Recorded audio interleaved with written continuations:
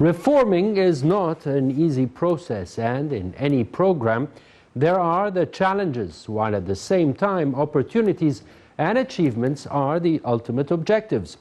Political repercussions have always been at the forefront of any major reform decision, while public support was the only major cornerstone needed to effect change.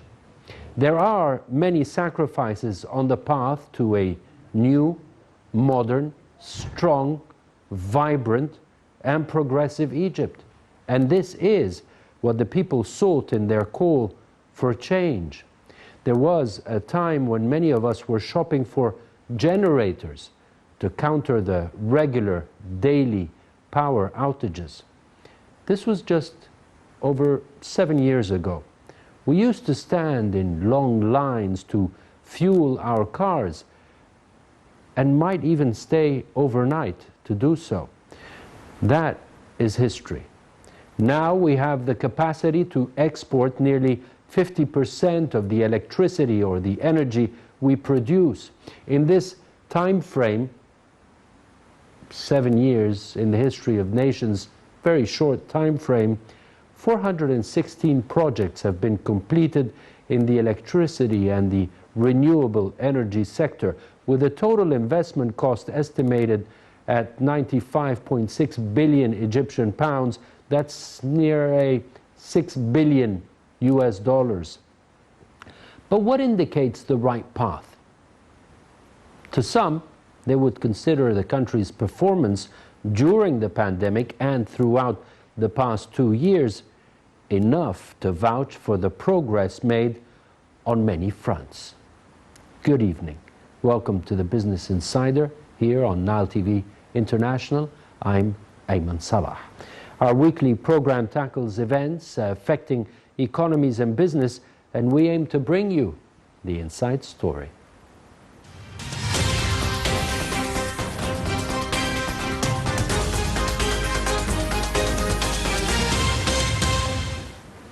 Welcome back to the Business Insider. Let's start with the first news item, and it goes: bond inflows to the country received a boost after being added to the FTSE Frontier Bond Index. Egypt is now part of the FTSE Russell's new bond index, which tracks local currency bonds issued in frontier markets, according to the index provider on Tuesday. The Frontier Emerging Markets Government Bond Index series contains a cap-weighted index and a 10% country-capped index, and tracks the performance of bonds issued by 13 frontier and emerging market countries with a current value of 414.8 billion US dollars. The Egyptian pound bonds have a 13.6% weight, with 80 featured in the 588 bond index. As of the end of March, they carried an average yield of 14.86%. And in related news, Egypt is to issue Sukuks next year. The finance ministry wants to go forward with a 2 billion US dollar Sukuk issuance at the beginning of the next fiscal year in July, marking the first time ever that Egypt has issued Sharia-compliant sovereign debt. Finance Minister Mohamed noted on Tuesday, however, that the exact size and timing is yet to be finalized. He affirmed that the ministry is aiming to quickly pull the trigger on the 2 billion US dollar issuance, but many issues have yet to be resolved, notably the creation of a Sukuk company and the formation of a Sharia-compliant committee, or Sharia Compliance Committee. The House of Representatives is yet to pass the Sovereign Sukuk Act, which will put the legal framework in place to allow the government to sell Sukuks and thus be signed into law. A final vote on the bill should take place later this month, before the start of the new fiscal year. After that, the bill will need to be ratified and the executive regulations issued in a maximum of 3 months. We'll be back.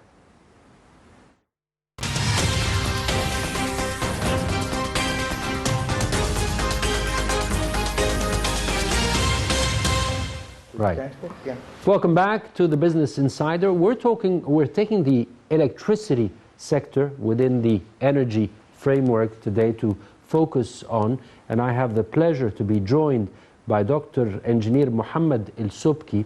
He is a professor of energy planning. He is a former chairman of the New and Renewable Energy Authority. He's also a founding managing director of the Egyptian Electric Utility and Consumer Protection Regulatory Agency. Dr. Sobki, a pleasure to have you on the show here Thank tonight. you. The pleasure is mine. We went through a roller coaster ride when it comes to electricity, when it comes to energy in general. It takes a lot to reach where we are. We want to examine the situation, but first let's watch this report, and then it would be our pleasure to hear your assessment as a man who had his hands in the kitchen, as they say. Sure. Let's watch this report, and we'll be right back.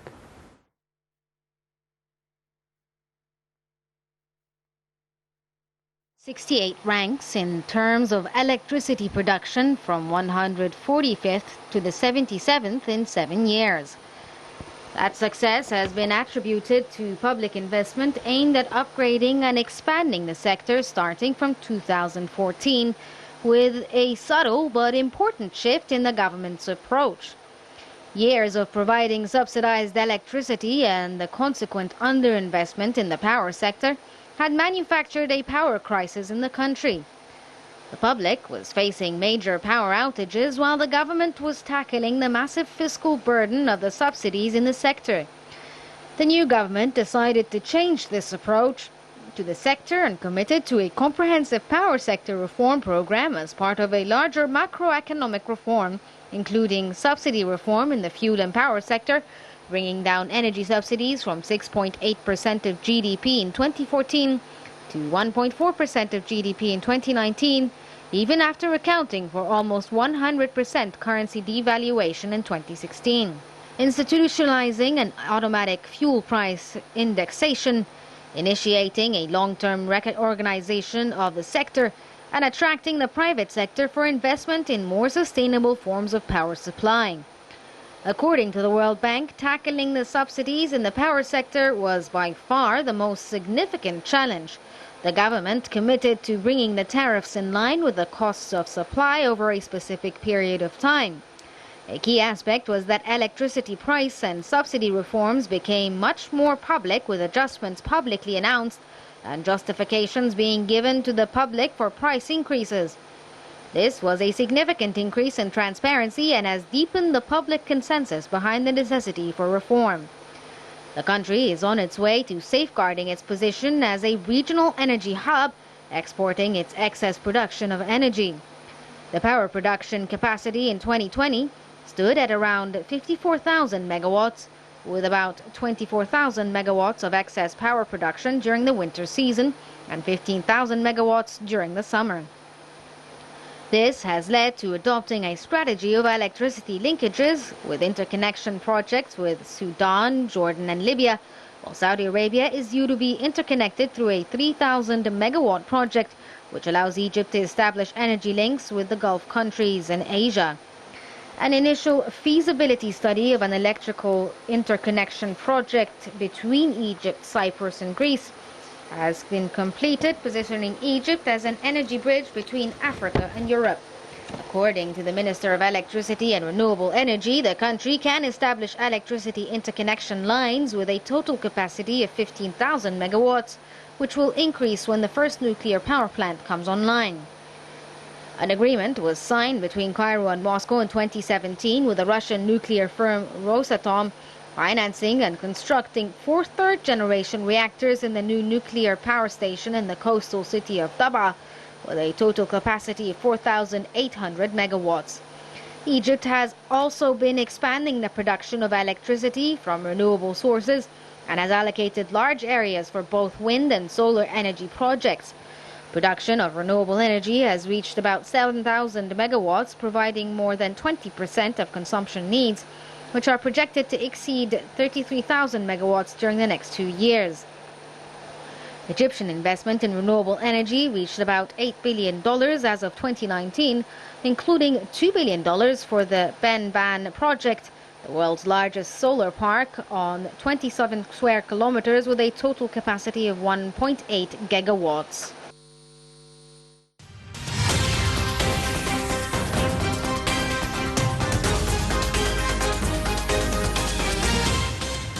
Welcome back to the Business Insider. So the electricity sector is our topic tonight. Allow me to welcome again Dr. Mohamed, Dr. Engineer Mohamed Sobki, Professor of Energy Planning, former Chairman of the New and Renewable Energy Authority and Founding Director of the Electricity Regulatory Authority. Once again, a pleasure to have you on the show here tonight. You've been involved in the major leap that the electricity sector and the consumer witnessed in this country. In general, how would you assess the situation? Well, we were in a bottleneck, and actually that bottleneck started somewhere around the 2006-2007, and it started that bottleneck to narrow down. Basically was a bit of a lack of the fossil fuel, the supply fuel to the electric generating stations, also the limited maintenance of these electric power stations, as well as the increased use of electricity irrationally. And the increased demand due to industrial expansion at the time. That's definitely because at the time we were having a sort of an attractiveness to industrial activities in the country, but because of the really competitive electricity prices, lower electricity prices as compared to neighboring countries, and so that attracted a lot of industries. At the same time, it attracted the use of second-hand industries. Meaning is that some of our industries did import second-hand machinery. Right.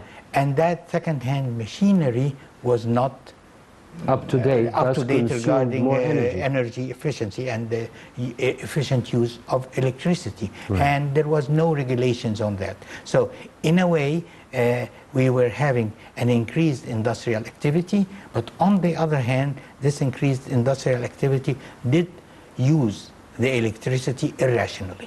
So somehow it helped in one direction and it did have a negative impact in another direction. That happened in the 1990s and up to the early 2000s. Right. And that ended up with this bottleneck in our supply. So major activities had to be taken to manage to coordinate between both the petroleum sector and the electricity sector in ensuring a sustainable flow of fossil fuels, natural gas to the electric power stations, to conduct aggressive maintenance programs in the power stations, and to retire older units. Upgrading programs. Upgrading programs as well, and to convince end users, industrial, residential, commercial, and so on, with the rational use of electricity. So collectively, all of these activities, even though they were the reason behind the bottleneck, on the other hand, handling them in a, say, professional manner, in coordination, conducting maintenance, and communicating to the end user the crucial or the must of using electricity rationally. The imperativeness. Yeah, exactly. That, in a way, resulted in a gradual change for us to go out of this bottleneck. In addition, of course, to having our energy strategy in general and the electricity strategy specifically. Let's talk about that. Let's talk about the sustainable energy strategy, because as it is understood, it's a strategy placed until 2035. Yes. The main highlights of this sustainable energy strategy? It is ensuring the continuity of supply, and ensuring the diversity of resources, and also resorting to supplies which we did not resort to before. And at the time it was renewable energies, nuclear energy, and coal as well. Coal, some people criticize yes, coal. exactly. Right. Everyone was criticizing coal, but because of its availability and competitiveness in the cost, it was part of the strategy. And the new technology safeguarding the environment Exactly. through the use of coal.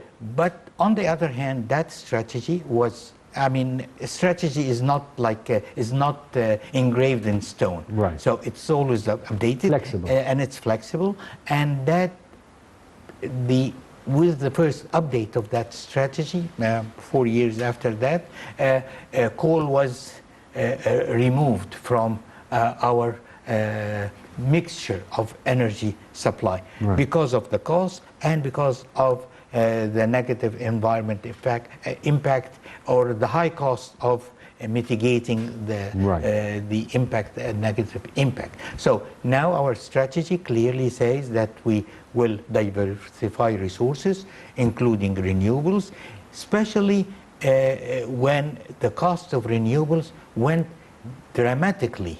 Decreased.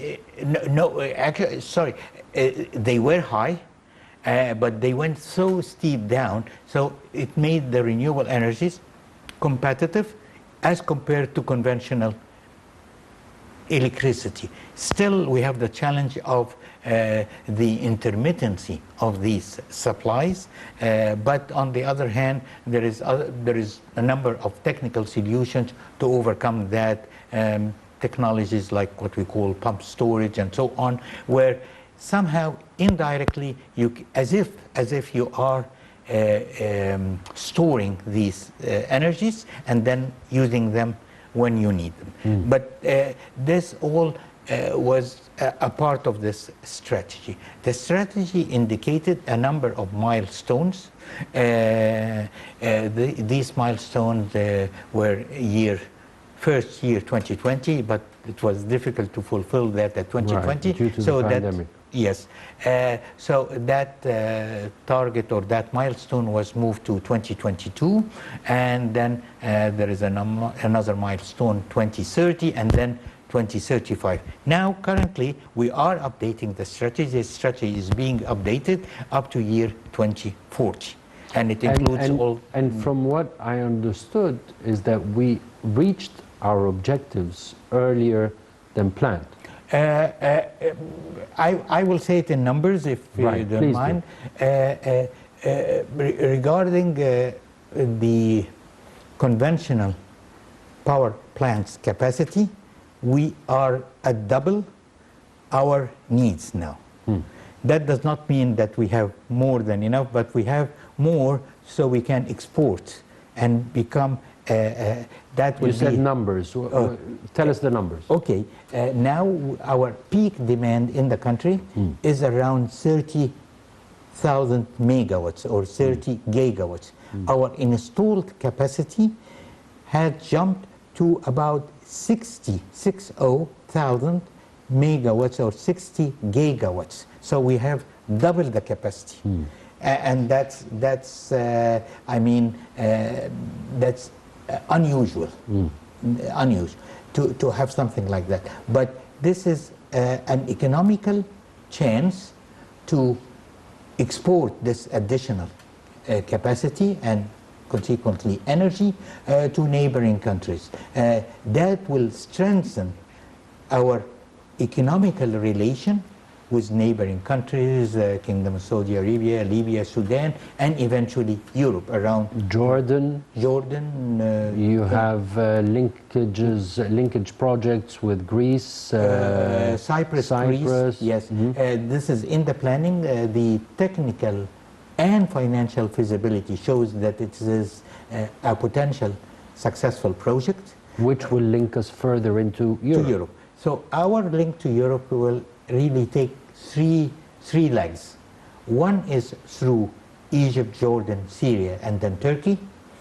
And the other one, which is existing but needs upgrading, this capacity. Egypt, Jordan, Syria, Turkey. Yes. It exists. It exists. There is some technical limitations, but these technical limitations between Syria and Turkey, they are only technical limitations, and they can be resolved technically. And there is a similar limitation between Libya and Tunisia because of the size of the networks and so on, but also these technical limitations can be easily overcome. And then we, of course, Tunisia, Algeria, and then Morocco connected to Spain. That this Mediterranean ring, if we can, it's called the Mediterranean ring, will be physically strengthened regarding its capacities to allow more flow of energy. Right. The additional and I would say a breakthrough is basically Egypt, Cyprus, Greece, because it will be a submarine cable. It will transform around 2,000 megawatts from southern part of the Mediterranean to from the northern part of the of Africa to Europe, to southern Europe, and that will be also can be from a commercial point of view can be this flow can be renewable energies. So that means you can have access to renewable energy within Egypt, and then we are exporting that to Europe. And you have the renewable sources of energy. Yes. You forecast that 20% of the country's energy production, electricity production, would be through renewable energy by 2022. Well, actually, what's happened now? Now we have our capacity contribution, not energy contribution. We have around close to between 6,000 plus megawatts of renewable energies, including hydro, wind, and solar. This 6,000 is around 20% of our peak demand, our 30 gigawatts, which I mentioned earlier. So this is the 20% which is mentioned. Regarding the contribution of energy... Can you say the numbers again? Yeah. Our peak demand is how much? 30,000 megawatts. 30,000. And our production of renewable energy? Our capacity of renewable energy is 6,000 megawatts. Right. And so this 6,000 as compared to the... To 30,000. Around 20%. Around the 20%. And in this case, but our contribution as energy, that's what's counted for, is around now 11 to 12%. There is a potential for this percentage to increase tremendously with the new projects and with the reduction in cost of reduction in the cost of storage as well as the production, the basic investment.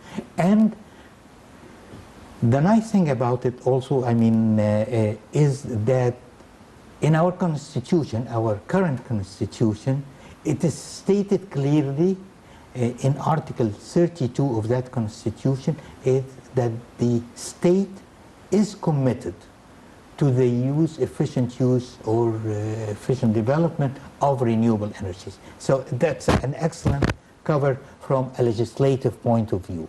And that was complemented after that with a number of legislation. I would say the top of them was a legislation issued in late 2004 stating a number of schemes to encourage the production of renewable energies. These schemes, they are 4 schemes. I would usually say 4+1, but they're basically in that legislation, it's a law. And in this legislation, it stated 4 schemes. These 4 schemes, some of them were already in place, but they were not strongly backed with a proper legislation, and some of them was a new legislation. Specifically, I would say the jewel of the crown was the Feedin Tariff scheme.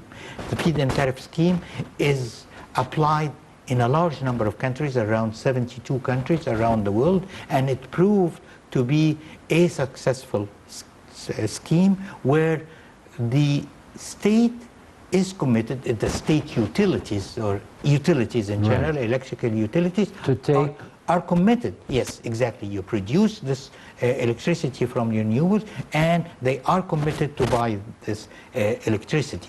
That means when you are committed to buy, then investors can get the proper finance to their projects. This finance is usually huge, and in a way that lowered that, because of the expansion of the market, not only in Egypt but all over the world, that lowered the cost of investment for renewable energies. And thus made it more attractive.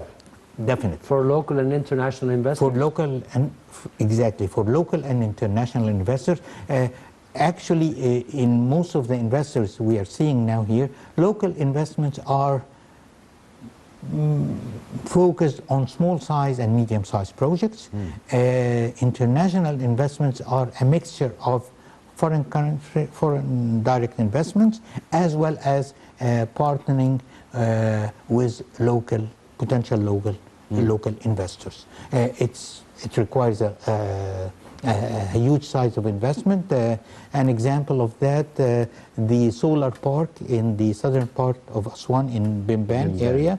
In that area, there is close to 1.6 gigawatts, 1,600 megawatts of PV projects, and in a close-by area in Komombo, there is another 200 megawatts. That makes it around 1.8.